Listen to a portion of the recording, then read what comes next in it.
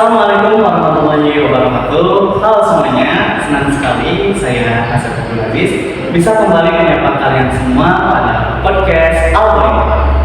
Nah, pada kesempatan yang sangat spesial ini kita akan membawakan salah satu algoritma yang sangat berpengaruh dalam dunia pemrograman modern, terutama ketika kita dihadapkan dengan permasalahan komputasi yang besar dan kompleks. Nah, tema kita hari ini adalah algoritma pemrograman dinamis atau yang lebih dikenal dengan dynamic programming.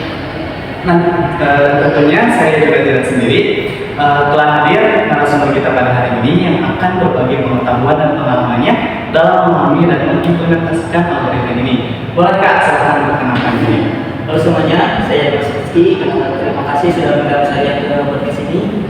Saya sangat antusias karena dynamic programming adalah salah satu konsep yang terlihat sulit di awal, tetapi sangat menyenangkan ketika sudah dipahami. Oke, sebelum kita menyelam lebih dalam, saya ingin memberikan sedikit gambaran kenapa algoritma seperti dynamic programming ini sangat penting. Di era teknologi seperti sekarang, hampir semua proses komputasi berusaha dilakukan seefisien mungkin, mulai dari aplikasi smartphone, sistem rekomendasi e-commerce, navigasi digital, sampai program-program industri besar, semuanya sangat mengandalkan algoritma yang mampu menghitung cepat tanpa membuang sumber daya. Nah, tapi masalahnya, banyak persoalan komputasi sebenarnya memiliki pola berulang yang jika tidak ditangani dengan baik, bisa menyebabkan komputer melakukan perhitungan yang sama berkali-kali. Nah, disinilah dynamic programming mengambil peran besar. DP memungkinkan kita menyelesaikan masalah berat dengan cara yang lebih pintar dan hemat waktu. Karena alasan itu, DP sangat relevan untuk dipelajari oleh mahasiswa, pengembang aplikasi, bahkan orang-orang yang ingin masuk ke dunia kompetisi pemrograman. Oke Kak, kita mulai dari dasar dulu nih. Sebenarnya apa sih dynamic programming itu? Dynamic programming itu adalah sebuah strategi pemecahan masalah dengan cara memecahkan masalah besar menjadi bagian-bagian kecil yang lebih sederhana. Setiap bagian kecil itu kemudian diselesaikan terlebih dahulu, lalu hasilnya disimpan. Ketika suatu masalah muncul lagi, program tidak perlu menghitung ulang dari awal, cukup mengambil hasil yang sudah disimpan sebelumnya. Pendekatan ini tidak hanya membuat proses yang terasa jauh lebih cepat, tetapi juga menghindarkan komputer dari pekerjaan yang sia-sia. Konsep ini muncul dari dua karakteristik utama. Yang pertama, adanya overlapping subproblem, yaitu kondisi di mana masalah yang sama muncul berulang sepanjang proses. Yang kedua, adanya optimal substruktur, yakni kondisi ketika solusi terbaik dari masalah besar dapat dibangun dari solusi terbaik dari bagian-bagiannya. Jika kondisi ini terpenuhi, maka dynamic programming hampir selalu menjadi solusi paling efisien. Dalam implementasinya, dynamic programming sering dikerjakan melalui dua pendekatan. Pendekatan pertama yaitu top-down atau memoization, di mana kita menggunakan rekursi dan menyimpan hasil setiap pemanggilan fungsi. Pendekatan kedua adalah bottom-up atau tabulation, yaitu pendekatan iteratif yang mengisi tabel dari kasus dasar hingga mencapai hasil akhir.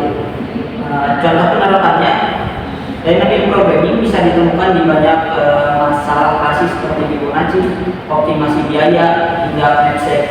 Namun dalam kehidupan sehari-hari, konsep ini sering digunakan dalam hal-hal seperti pencarian rute terbaik dalam aplikasi navigasi, perhitungan kombinasi terbaik dalam aplikasi penjualan, optimasi produk, dan bahkan dalam algoritma kecerdasan buatan. Oke, jadi intinya dari programming ini bisa membuat komputer itu tidak membuang-buang waktu dengan menghitung hal yang sama berulang kali ya? Betul sekali, itulah keunggulan utamanya. Banyak masalah yang tadinya terlihat sangat berat, bahkan memerlukan waktu komputasi yang tidak masuk akal jika dihitung secara brute force, bisa menjadi jauh lebih ringan ketika dihitung menggunakan dynamic programming. Baik, nah untuk membantu pendengar memahami lebih konkret, bisa dijelasin nggak untuk contoh kasus nyata yang bisa diselesaikan dengan dynamic programming? Untuk mari kita gunakan contoh let's say problem yang sangat terkenal karena sering menjadi dasar untuk algoritma optimasi di dunia nyata. Misalnya dalam konteks logistik atau warehouse management, Kita sering dihadapkan pada masalah memilih barang mana yang ingin dimasukkan ke dalam kontainer dengan kapasitas terbatas agar nilai keuntungannya maksimal. Jika dilakukan secara brute force, kita harus memeriksa semua kombinasi barang dan jumlah kombinasi tersebut bisa sangat besar. Namun, dynamic programming menyelesaikan masalah ini dengan membangun sebuah tabel yang menjelaskan keputusan terbaik untuk setiap kapasitas tertentu dan untuk jumlah barang yang berbeda. Secara konsep, DP membantu kita menjawab pertanyaan jika kapasitas tersisa sekian, barang mana yang sebaiknya diambil. Dengan membangun tabel itu, kita bisa mendapatkan solusi optimal tanpa harus mencoba seluruh kemungkinan. Untuk contoh lainnya adalah aplikasi perjalanan online yang sering kita gunakan. Aplikasi tersebut harus menentukan rute terbaik dan tercepat berdasarkan jarak atau biaya. DP dapat digunakan untuk menghitung rute optimal dengan memecah rute panjang menjadi rute pendek, lalu menggabungkannya menjadi solusi akhir. Oke, nah teman-teman, ternyata banyak sekali aplikasi nyata yang menggunakan DP, tidak hanya pada problem matematika saja. Nah, banyak yang mengira DP hanya soal teori, padahal penerapannya sangat luas. Oke, kalau gitu, kira-kira apa saja tantangan yang sering ditemui oleh mahasiswa atau programmer ketika pertama kali belajar mengenai dan programming ini kan? Salah satu tantangan terbesar adalah menentukan bagaimana memecah sebuah masalah. Banyak mahasiswa bingung menentukan apa sebenarnya sumber masalahnya dan bagaimana hubungan antar masalah besar dan bagian-bagiannya. Tantangan lainnya adalah merumuskan step dalam tabel DP.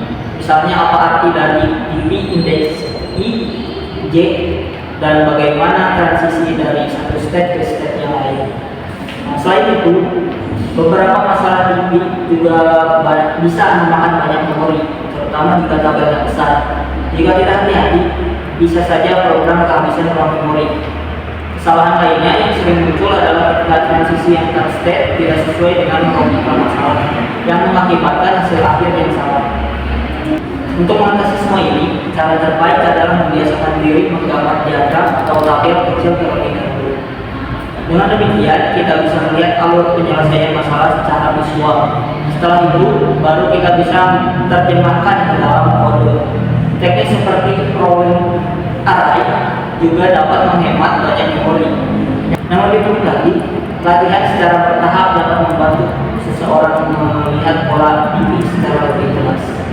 Oke, terakhir nih, sebelum kita merangkum, apakah ada saran buat para pelajar, mungkin programmer-programmer yang ingin benar-benar memahami mengenai dan programming ini? Betul. Kalau paling penting adalah jangan langsung masuk pada DP. Banyak orang mengira karena DP terlihat rumit, padahal jika dipelajari perlahan, konsepnya sangat logis. Mulailah dari masalah DP yang sederhana, pahami bagaimana subprogram terbentuk, dan biasakan diri menuliskan rumus transisi sebelum menulis kode program. Selain itu, sering-seringlah menganalisis pola. Masalah DP biasanya memiliki struktur yang sama, hanya konteksnya yang berbeda. Belajar DP juga membutuhkan banyak latihan. Semakin sering mencoba, semakin cepat seseorang dapat mengenali apakah sebuah masalah dapat dipecahkan dengan dynamic program atau tidak. Oke, hari ini kita udah banyak banget membahas hal-hal yang menarik, mulai dari definisi, dasar dynamic program, alasan mengapa algoritma ini begitu penting, hingga penerapannya dengan dunia nyata. Kita juga sudah mendengar contoh kasus seperti mapsec dan optimasi rute perjalanan, serta berbagai tantangan yang biasanya kita temui saat mempelajari algoritma ini. Nah, dari pembahasan narasumber, kita bisa simpulkan bahwa dynamic programming adalah teknik yang sangat kuat karena mampu mengubah masalah kompleks menjadi jauh lebih efisien melalui penyimpanan hasil sumber masalah. Oke. Terima kasih banyak untuk penjelasan yang sangat informatif dan sangat mudah dipahami.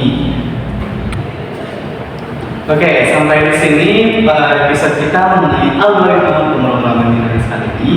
Terima kasih kepada narasumber yang sudah meluangkan waktunya. Terima kasih sudah mengikuti podcast kita dari awal sampai akhir dan juga sudah menonton episode-episode menarik dari ini. Terima kasih atas perhatiannya. Sampai jumpa di lain kesempatan. Wassalamualaikum warahmatullahi wabarakatuh.